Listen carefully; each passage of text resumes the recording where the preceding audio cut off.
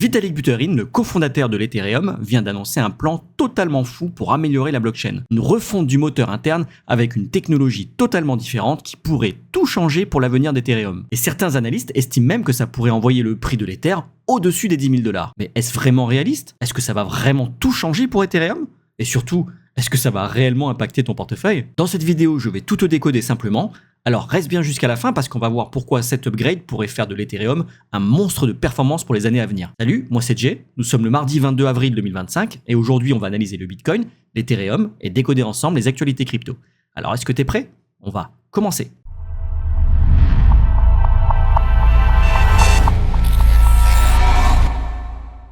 J'en profite pour te rappeler que si mes vidéos te sont utiles, dis-le moi en commentaire, lâche un like, abonne-toi et active la cloche pour ne rien rater des prochaines actualités crypto. Et on commence tout de suite avec une vue d'ensemble sur le marché qui est plutôt mitigée aujourd'hui. Après la belle hausse qu'on a eue de dimanche à lundi, aujourd'hui le Bitcoin est à plus 1%. En revanche, on voit que beaucoup d'alts ont pas mal corrigé depuis. Notamment Ethereum qui a perdu 3,4%. Mais globalement, on est toujours sur une petite reprise haussière. C'est juste que c'est le Bitcoin qui aspire toute la liquidité pour l'instant. D'ailleurs, l'indice de la peur et de la cupidité a fait un petit bond en avant. On est passé de 34 hier à 38 aujourd'hui et on se rapproche à grands pas de la neutralité. Alors est-ce que c'est un bon moment pour acheter? Moi je pense qu'il n'y a pas de mauvais moment pour acheter du Bitcoin. Puisque pour moi, Bitcoin, j'y crois à long terme. En revanche, je vous le dis tout le temps et je vous le rappelle dans toutes les vidéos, surtout si vous êtes débutant, les moments où il faut acheter du Bitcoin, et je ne parle que du Bitcoin, attention, c'est quand nous sommes dans le rouge, dans l'extrême peur. Là, ici, vous voyez, là, aux alentours du 12 mars, également début avril, c'était des moments pour acheter du Bitcoin. Nous étions dans l'extrême peur. Et à l'inverse, quand nous sommes dans l'extrême cupidité, en vert vif, et ben c'est là qu'il faut prendre des profits. Si vous appliquez cette règle de base, c'est-à-dire acheter dans la peur et revendre dans la cupidité, vous ne pouvez être que gagnant sur le marché Bitcoin. Si pour l'instant vous n'y connaissez rien, que vous n'avez pas de stratégie, suivez celle-là, elle est super simple, elle est durable et surtout elle a fait ses preuves. Alors première news, comment faire une journée avec une revue news sans parler de Trump? On l'appelle le fou du bus. Franchement, s'il n'était pas là, mais qu'est-ce qu'on s'ennuierait? Alors je vous fais une petite traduction littérale. Hier, il a posté sur son réseau social Truth Social que des baisses de taux d'intérêt préventifs sont demandées par beaucoup.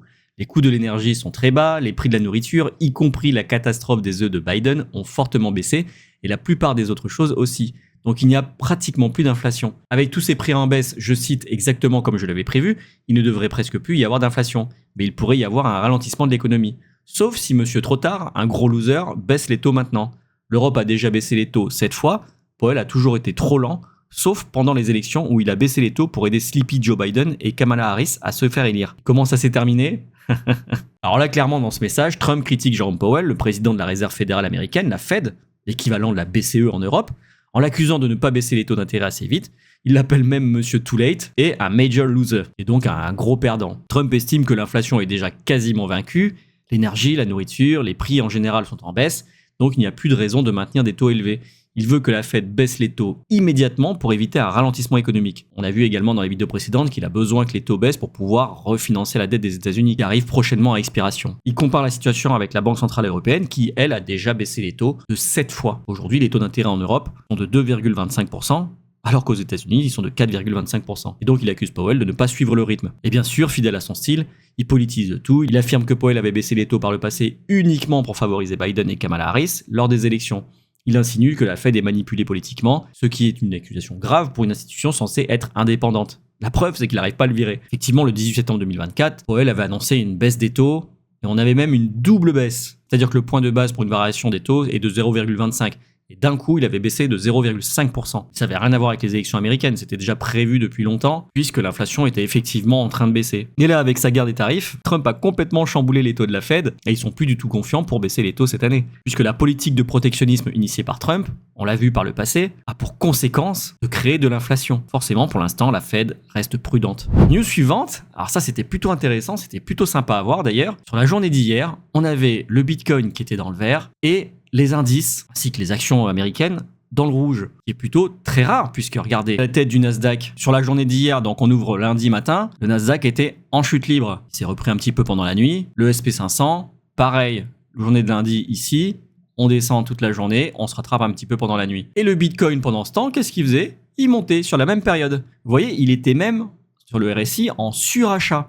Alors que le SP500 et le Nasdaq, eux, ils étaient carrément en survente. Et c'est plutôt rare puisque le Bitcoin est généralement vachement corrélé aux indices américains, aux indices de la tech américaine. Généralement, quand le SP500 et le Nasdaq chutent, Bitcoin chute encore plus parce que c'est un actif qui est encore plus risqué que les indices. Et alors, une des raisons qui pourrait expliquer cela, c'est parce qu'il y a beaucoup de spéculation qui a repris sur le Bitcoin. Depuis son bottom à 74 000 $, effectivement, il y a beaucoup de personnes qui ont considéré que c'était le point bas de Bitcoin, qui n'irait pas plus bas, et donc qui ont ouvert des paris à la hausse. Et donc tout ça pousse le prix à la hausse. Mais il n'y a pas que ça.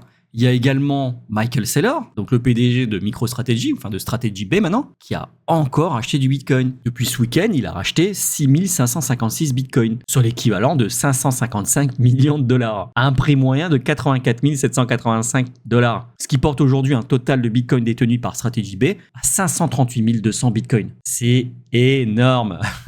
Je vous lisais dans la vidéo d'hier, d'ailleurs si vous ne l'avez pas vue, je vous invite à aller la voir, elle est super. Je vous mets un petit lien dans le coin en haut à droite. Je vous expliquais en fait que là aujourd'hui, MicroStrategy, enfin Strategy B, détient plus de 3% de la supply totale des bitcoins. Alors la news suivante, je vous en avais déjà parlé dans plusieurs précédentes vidéos, le prix du bitcoin est vachement corrélé à la liquidité mondiale. Et là, cette petite infographie, elle va nous montrer la corrélation du bitcoin avec la liquidité mondiale avec un décalage de 78 jours, parce qu'en fait le bitcoin a un petit peu de latence. Parce qu'effectivement, quand il y a de la liquidité qui se déverse sur le marché, Bitcoin étant un actif à risque, et ben cette liquidité va se déverser assez tard finalement, puisqu'elle va d'abord aller sur les actifs un peu moins risqués, et c'est vraiment avec ce qu'il reste qu'on va aller sur des actifs à risque. Donc certains disent qu'il y a un décalage de 78 jours entre le Bitcoin et la liquidité mondiale, d'autres disent que c'est 108 jours.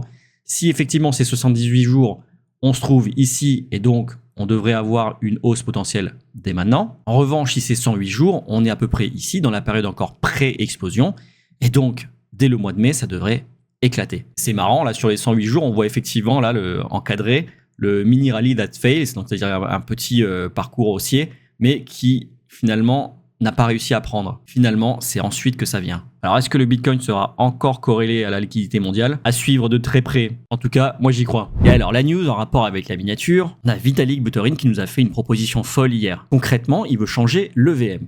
Le VM, c'est la partie d'Ethereum qui exécute les smart contracts. Aujourd'hui, elle est basée sur une architecture conçue uniquement pour Ethereum, un peu vieillotte et pas très flexible. Il veut la remplacer par une norme appelée RISC-V, un standard utilisé dans le monde réel, open source, plus moderne, plus rapide et surtout bien mieux documenté. Et cette transition, c'est pas juste un délire d'ingénieur, elle règle plusieurs problèmes concrets. Premier problème, c'est que les développeurs galèrent souvent avec le VM actuel. RISC-V, c'est plus simple à comprendre, plus d'outils, plus de liberté. Du coup, avec cette proposition, les performances pourraient grimper.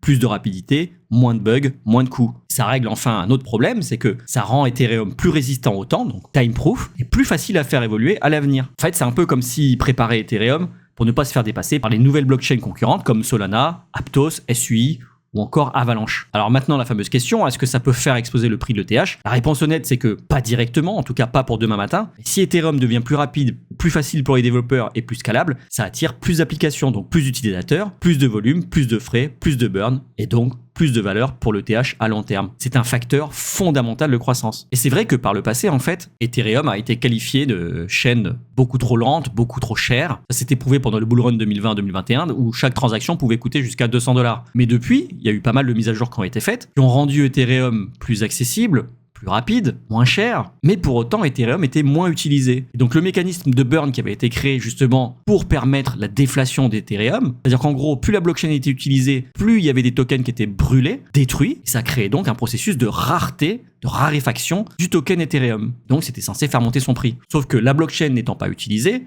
il n'y avait pas de burn, et du coup, la blockchain se retrouve en situation inflationnaire. Qui dit inflation, dit perte de valeur de l'actif, donc ça explique en partie pourquoi l'Ethereum ne performe pas cette année, et même carrément en train de chuter. Ce genre d'annonce passe souvent inaperçu dans un marché un petit peu morose comme on le vit actuellement, mais ce sont ces moments-là qui offrent les meilleures opportunités. Alors donne-moi ton avis en commentaire, ça m'intéresse vraiment. Est-ce que toi tu penses que Bitcoin peut aller un jour à 10 000 $, ou est-ce que c'est vraiment trop optimiste? Alors on passe tout de suite aux inflows et outflows sur les ETF Bitcoin et Ethereum. Sur la journée d'hier, on a 381 millions de $ qui sont rentrés sur les ETF Bitcoin, et 25 millions de $ qui sont sortis des ETF Ethereum. Ça faisait longtemps qu'on n'avait pas eu une aussi belle rentrée sur les ETF Bitcoin. Là, si je regarde sur les 2 dernières semaines, vous voyez, c'est le plus gros inflow, 381. Et le plus gros de loin même. Et d'ailleurs, ça se voit sur ce petit graphique là. La dernière fois qu'on a eu de ce type d'inflow, c'était au mois de janvier. Allez, c'est vert, ça fait du bien, on se réjouit. Et c'était tout pour les news, on passe tout de suite au calendrier économique. Comme je vous disais hier, sur cette semaine, pas grand chose à prévoir. Aujourd'hui, il n'y a rien du tout. Demain, on aura les PMI manufacturiers, les PMI services, la vente de logements neufs et les stocks de pétrole brut. Comme je vous disais, ce ne sont pas des news qui ont tendance à faire beaucoup bouger le marché.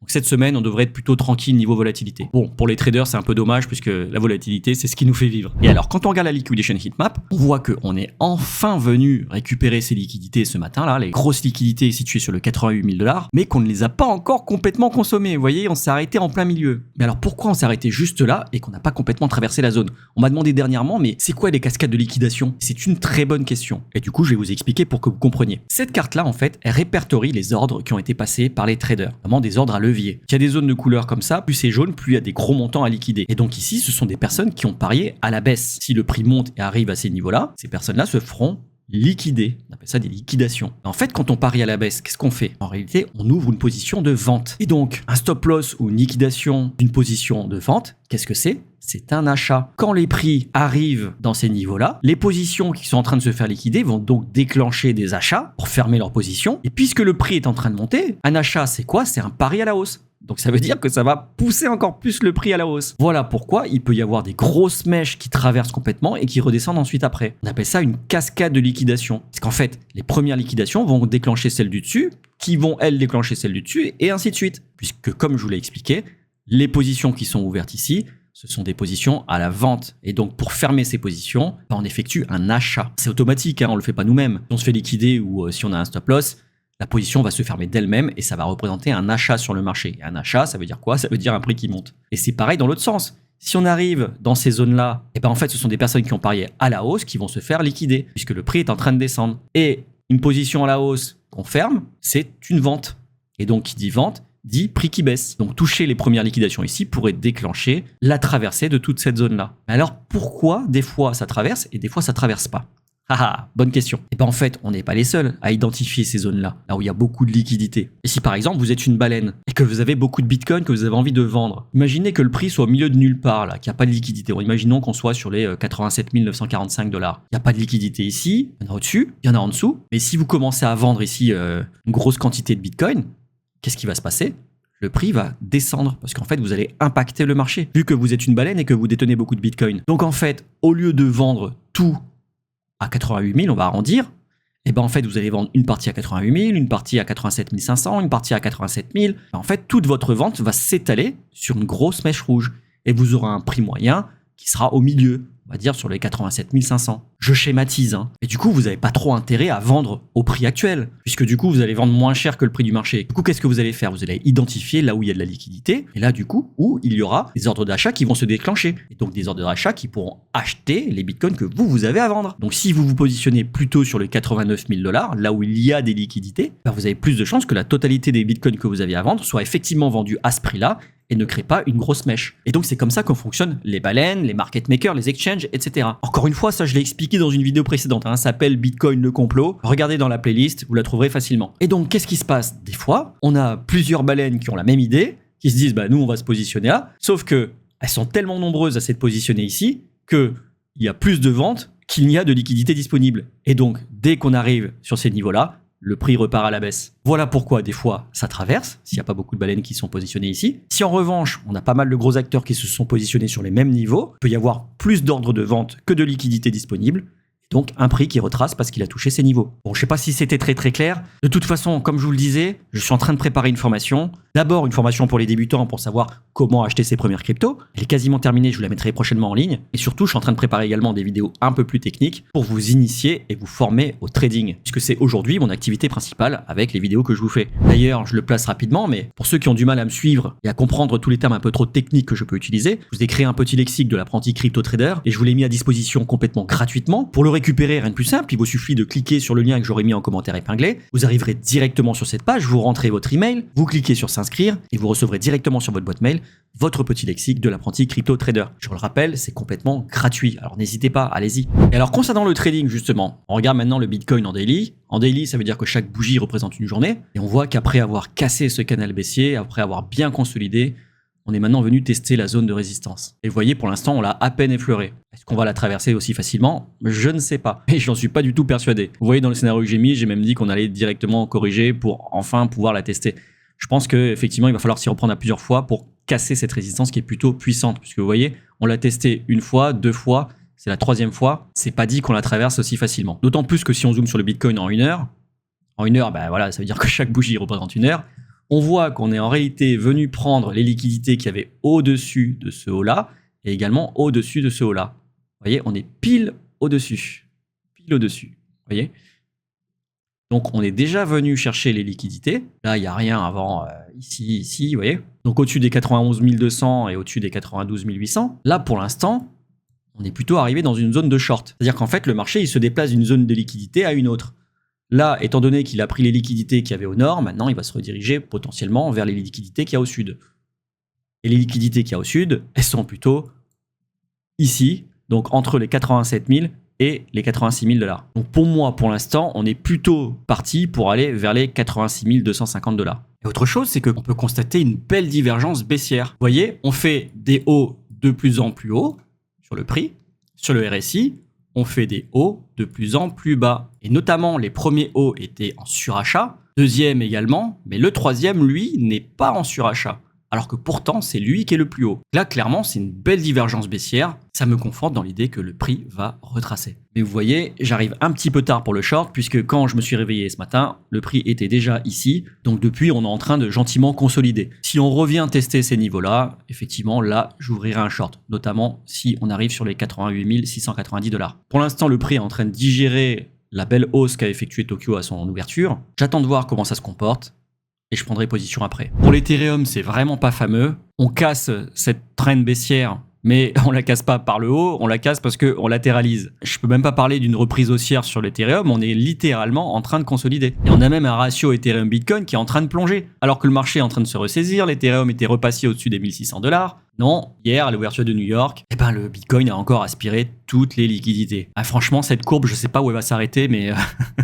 elle descend vraiment dangereusement. Et alors du coup, ça se reflète également sur la Bitcoin dominance, puisque si le Bitcoin est fort par rapport à l'Ethereum, il est fort également par rapport aux altcoins. Du coup, là, sur la Bitcoin dominance, on est carrément à 64,59%. Ça veut dire que Bitcoin, à lui tout seul, représente presque 65% du marché crypto. C'est énorme, énorme, c'est historiquement énorme. Et là, vous voyez, ce sont des bougies journalières. Quand on dézoome, vous voyez, depuis septembre 2022, on est constamment en train de monter. Là, on n'est pas prêt de casser le canal haussier. Vous voyez, il faudrait corriger jusqu'à au moins 60% pour ensuite envisager effectivement une alt season. Mais là, pour l'instant, tant que les marchés sont encore dans la peur ou l'extrême peur, je vois pas d'autre scénario que une Bitcoin dominance qui monte. Le Bitcoin est déjà bien assez risqué à lui tout seul. Si des investisseurs s'exposent sur le marché de la crypto-monnaie, ils vont le faire sur le Bitcoin et pas sur les altcoins. S'ils ont des altcoins, ils vont vendre les altcoins pour se réfugier dans le Bitcoin. Un peu comme quand on a des indices et qu'on va se réfugier dans l'or en période de crise. C'était tout pour aujourd'hui, j'espère que cette vidéo t'a plu. Si c'est le cas, dis-le moi en commentaire, lâche un like, abonne-toi et active la cloche pour ne rien rater des prochaines actualités crypto. Allez, cheers!